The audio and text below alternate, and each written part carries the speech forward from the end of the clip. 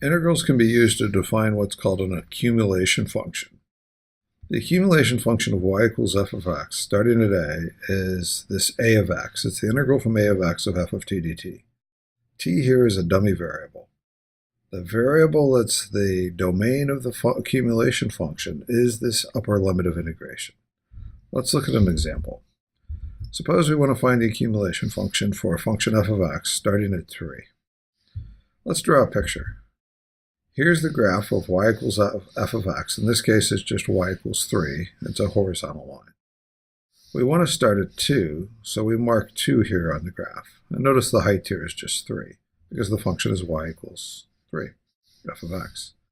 So we go over here to some value of x, and we want to compute the integral from 2 to x of 3. Well, by the area interpretation of integral, that's just going to be this width times this height. The width is x minus 2.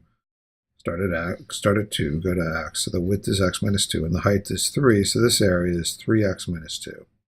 The area depends on x.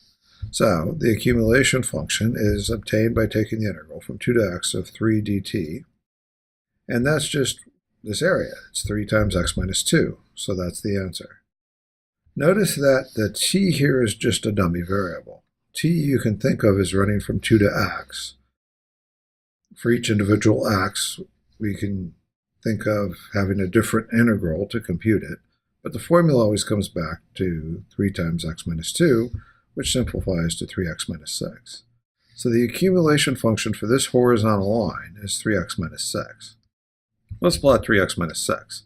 Here's y equals 3x minus 6. And what this tells us is this tells us what the area under the curve is, or what the accumulation of the curve is, for any particular value of x. For example, if x was 6, the value of 3x minus 6 is 6 times 3 minus 6, or 18 minus 6, or 12.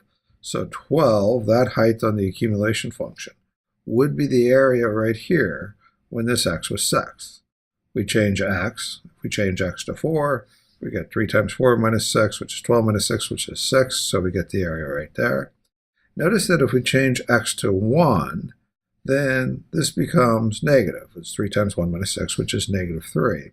So what we're getting when we have x on the other side of the starting point, on x on the other side of 2, is we're getting negative of the area.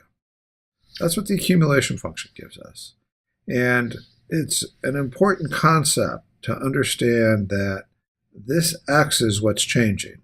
The t is just a dummy variable.